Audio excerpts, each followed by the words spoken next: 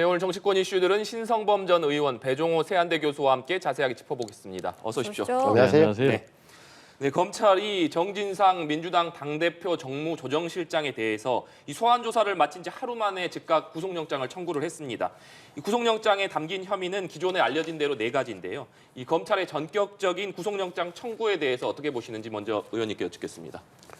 그러니까 대장동과 이재명 당시 성남시장 간의 연결고리 가운데 누가 있었죠? 정진상, 김용 두 사람이 있었잖아요.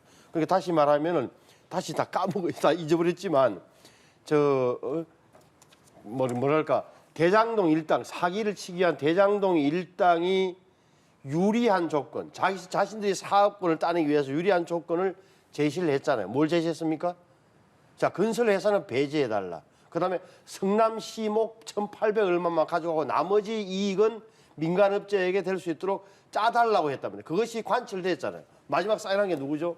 이재명 전 시장이었다. 그 가운데 선 게 김용, 정진상이었다. 또 이제 두 명 다 한 명 이미 구속됐고 이제 두 번째 구속되는 건데 결국은 국민들이 가졌던 의문.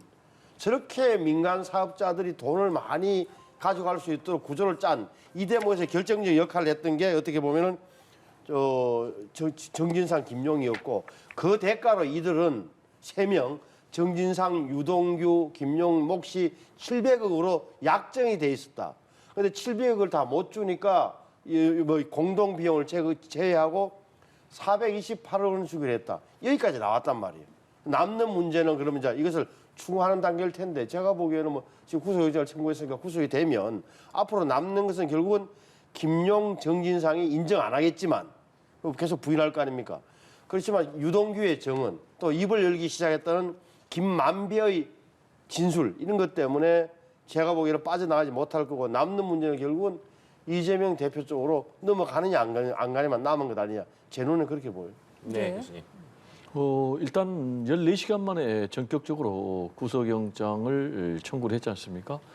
언론에서의 전망과는 굉장히 다른 속전속결이에요. 빠르면 이번 주 정도 예상을 했는데 그럼 이제 검찰이 이렇게 속전속결로 전격적으로 구속영장을 청구를 한 것은 2가지 같아요. 하나는 국면 전환을 좀 해보겠다라는 그런 의도가 있다고 저는 개인적으로 봅니다. 그 이유는 지금 이제 이태원 참사 국면 아니겠습니까? 그 과정에서 아무도 지금 책임지지 않고 있기 때문에 책임론에 대한 국민 여론이 비등하고 있단 말이에요. 이런 상황에서 다시 이재명 관련 수사로 들어갈 경우에는 이 국정 내지는 이제 전국의 흐름이 좀 바뀔 수 있다라는 그런 계산이 담긴 것 같고요. 그리고 이제 2번째로는 구속에 대한 자신감이 좀 있는 것 같아요. 아시겠지만 이제 정진상 실장에 대해서 체포영장이 기각이 됐거든요. 그럼에도 불구하고 지금 전격적으로 빠르게 14시간 만에 구속영장을 청구를 했는데 만약에 이번에도 구속영장이 기각이 된다면은 검찰의 수사가 큰 타격을 입을 수밖에 없어요. 결국 이제 검찰은 이재명 대표까지 소환 조사 가겠다라는 이제 그런 그림을 갖고 움직이고 있는데 만약에 이번에도 또 구속영장이 발부가 되지 않는다면은 큰 타격을 입을 것임에도 불구하고 이렇게 구속영장을 전격적으로 청구를 했다는 것은 구속영장에 대한 상당한 자신감이 있는 것 같아요. 그럼 이제 그 근거로는 두고 봐야 되겠지만 나름대로 관련자들 유동규라든지 또는 김만배라든지 남욱이라든지 이런 사람들의 좀 진술을 충분히 확보한 것이 아닌가 이렇게 생각이 됩니다. 예, 어제 민주당 정책의총에서 이재명 대표의 대장동 의혹 관련 언론 보도 또 질의응답 자료를 의원들에게 설명하는 시간이 있었는데 일부 의원들이 이걸 두고 이제 왜 이런 내용을 알아야 하냐 이렇게 비판을 제기한 것으로 알려지고 있습니다. 민주당의 이런 대장동 의혹 대응 설명과 관련해서 좀 어떻게 보셨습니까?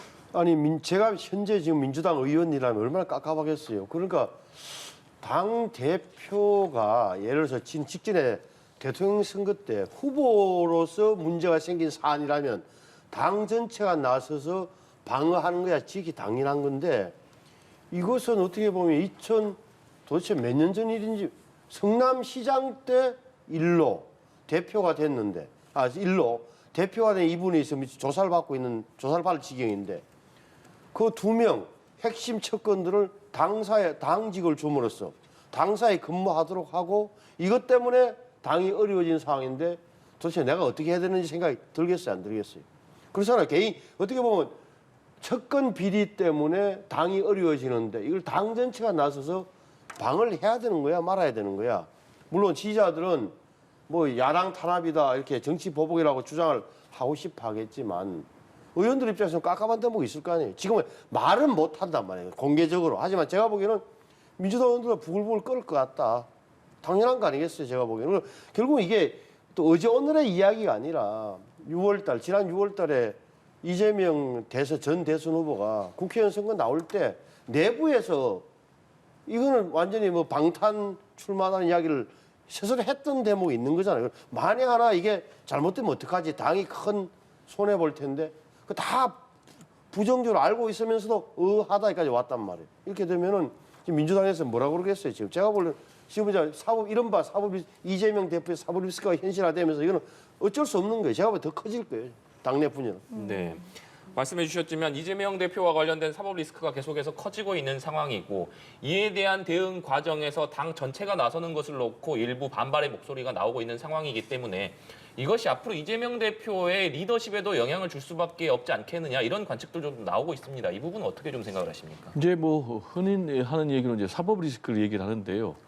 가장 중요한 것은 검찰이 앞으로 결정적인 물증이라든지 근거를 제시하느냐 못하느냐에 달려 있다고 봅니다. 만약에 결정적인 물증이나 근거를 제시하지 못한다면은 지금 이제 민주당에서 주장하는 결국 이제 야당 탄압이다.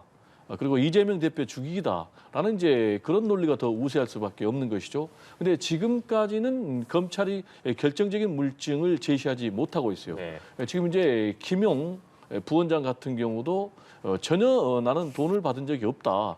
라면서 이제 묵비권을 행사하고 있고 구체적인 물증을 내놔라 이렇게 요구를 하고 있는데 아직까지 검찰이 제시하지를 못하고 있어요. 그리고 이제 지금 정진상 실장 같은 경우도 역시 소설을 쓰고 있다. 전혀 나는 돈을 받은 적이 없다. 사실 무근이다.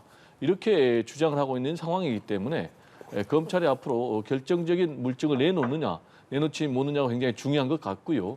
지금 이제 검찰의 수사는 사실 정권이 바뀌면서 수사의 내용이 완전히 바뀐 그런 측면이 있거든요. 이런 부분에 대해서도 지금 민주당에서는 야당 탄압이다. 또는 뭐 이재명 죽이기다라고 이제 반발하고 있는 이런 상황 아니겠습니까? 그래서 이 부분은 좀 더 지켜봐야 되겠고 현재까지는 역설적으로 이재명 대표를 중심으로 지금 똘똘 뭉쳐 있는 그런 상황이에요.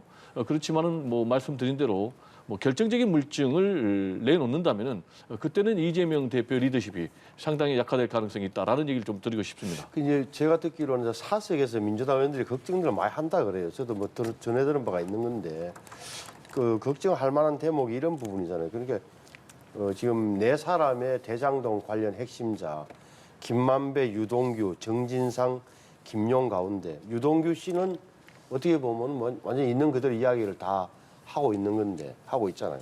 또 김만배도 입을 열기 시작했다는 이야기 들리고 다만 정진상, 김용 두 사람만 입을 꽉 다물고 있는 건데 항용 이런 사건은 그냥 축이 무너지면 굉장히 쉬워지는 거예요. 왜 이렇게 이 사건이 야당에서 주장한 대로 정권이 바뀌니까 되는 측면이 있는 거예요. 그전에는 뭐냐면 문재인 전 정권에서는 이걸 막은 거예요. 수사를 못하게. 막았다가 정권이 바뀌니까 수사가 제대로 되고 있어갖고 나온 측면이 분명히 있다는 말씀을 드리고 정진상, 김용 씨는 결국 이제 현금이 오갔기 때문에 자신들이 딱 잡았다면 증거가 없을 거라고 판단하겠지만 이런 사건 수사는 과거에 돈을 주고 받는 걸 어떻게 뭐 비디오로 찍어놓지 않은 이상 직접 증거는 없는 거예요. 다만 관련자들의 진술이 상세하고 일관되고 고개를 판사 듣기에 고개가 끄덕거리지면 그건 유죄가 된단 말이에요. 제가 보기에는 돈 준비한 사람, 전달한 사람, 전달했다는 루트, 지역, 시점 이런 거 다 맞춰보면 만약에 여기서 다른 알리바이가 증명이 안 되면 이거는 뭐 갈 수밖에 없는 대목이다. 그럼 두 사람은 끝까지 뭘 방어하겠습니까? 만에 하나 이제 이재명 시장과 연관성을 부인하기 위해서 최선을 다하겠지만 그건 나중에 이제 법원에서 지켜볼 일인데 김만배, 유동규 두 사람이 만약 입을 열기 시작한다면 제가 보기에는 많이 깨질 거예요, 저는 재판에서 뭐 드러날 거라고 봐요. 지금 이제 꼭 예. 그렇게 볼 수는 없는 게요.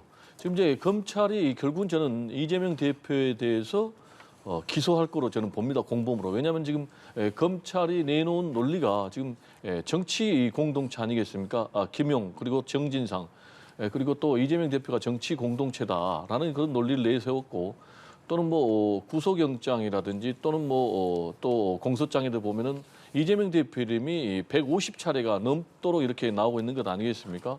근데 이제 이 두 사람 같은 경우는 구체적인 물증이 없고 또 전면적으로 지금 혐의를 부인하고 있는 이런 상황에서 결국 이제 검찰은 구체적인 물증 없이 또 이재명 대표의 인지를 했다라는 그런 사실 시인도 없이 이 부분과 관련해서 공범으로 기소를 할 경우에 과연 재판에서 어떤 결론을 내릴지 좀 지켜봐야 될 대목이 아닌가 그런 생각이 좀 듭니다. 예, 알겠습니다. 저희 주제를 좀 바꿔보겠습니다. 국회 행안위에서는 이태원 참사와 관련된 현안 질의가 예정돼 있는데 이상민 행안부 장관과 윤희근 경찰청장이 증인으로 출석하는 만큼 역시나 이번에도 거치에 대한 압박이 분명히 있을 것 같습니다. 좀 어떻게 예상을 하십니까? 뭐 야당에서 굉장히 뭐 이상민 장관에 대해서는 아마 겨누겠죠. 그런데 답은 뭐 뻔할 것 같고 제가 보기에는 오히려 진짜 뭐 공방이 아니죠. 일방적인 공격만 할 텐데 그거는 뭐 좀 국민들이 판단할 거 오히려 좀 더 유심히 봐야 할 대목은 여기 나온 사람 중에 서장 이임재 직전 용사 당시 용산서장 유미진 총경의 입이 제가 보기에는 오히려 좀 사실적 판단에 중요한 거예요. 이거는 이상민 장관하고 윤희근 경찰청장 물어봐야 답이 뻔한 거예요. 왜 지금까지 다 나오는 거 보고를 다 늦게 받아가지고 아무것도 모르는 사람들이 이 사람들은 그냥 정치적 책임을 져야 될 사람이란 말이에요. 그러면 좀 더 보면은 왜 우리가 이제 가장 궁금했던 거 112 신고가 그렇게 많이 갔는데 왜 아무런 대처를 못했느냐? 유미진 총경 보고를 왜 못 받았느냐? 밑에서 보고 안 했다. 그럼 그 경정이라는 상황팀장을 왜 보고를 안 했느냐? 나도 늦게 알았다. 이렇게 연결되는 거란 말이에요. 유미진 총경이 보고를 안 받아놓으니까 김광호 서울지방경찰청장도 늦게 받은 거 아니에요. 용산서장한테 보고를 받았단 말이에요. 이런 대목. 그다음에 이임재 총경은 왜 이렇게 지휘가 늦어졌느냐. 삼각지에서 밥 먹고 왜 안 걸어가고 차 타고 갔느냐. 중간에 어떻게 판단했느냐. 현장 지휘를 뭐라고 했느냐. 옥상에는 왜 올라갔느냐. 이런 이야기가 국민들에게는 오히려 좀 더 현실적으로 다가갈 거라고 보여지죠. 저는 지금 진행되고 있는 양상이 좀 상당히 우려스럽다. 두 가지인데요. 하나는 분명한 책임자임에도 불구하고 인사 책임을 묻지 않고 있다라는 부분. 그리고 두 번째로는 지금 법상으로도 재난안전총괄 책임자임에도 불구하고 용산서장 같은 경우는 최선을 다해서 참사에 대응을 했는데 결국은 수사 대상으로 올라와 있고 그리고 이제 이 이상민 행안부 장관 같은 경우 좀 수사도 받고 있지 않는 이런 상황. 과연 이런 상황에 대해서 국민들이 용납할 수 있겠는가? 심지어는 지금 이제 재난에 대한 책임이 있다라는 부분에 대해서 국민들이 동의를 하고 있는 대다수가 그런 상황인데도 오히려 재난대책 TF 단장으로 지금 내정이 되어 있는 이런 상황이거든요. 과연 이런 부분에서 국민들이 용납할 수 있을까? 지금 이제 우리 국민들 같은 경우는 전체 한 70% 정도가 현 참사에 대해서 정부, 지자체가 책임 있다. 그리고 또 행안부 장관에 대해서도 50% 이상이 책임을 물어야 된다라고 얘기를 하고 있지만은 지금 윤석열 대통령 같은 경우는 해외 순방 나갈 때도 그 당시에 이제 있었지 않습니까? 배웅 자리에 그때도 뭐 어깨 툭툭 들어주고 또 돌아와서 이제 환영의 자리도 있는데 정말 수고 많았다. 라면서 지금 경질을 요구하는 또 파면을 요구하는 그런 이제 국민들의 목소리하고는 전혀 다른 행보를 하고 있기 때문에 이런 부분에 대해서 상당히 국민들이 좀 분노하는 그런 여론이 있지 않을까 우려가 됩니다. 예, 알겠습니다. 저희 오늘 두 분 말씀은 여기까지 듣도록 하겠습니다. 지금까지 신성범 전 의원, 배종호 세한대 교수와 함께했습니다. 오늘 말씀 고맙습니다. 네, 감사합니다.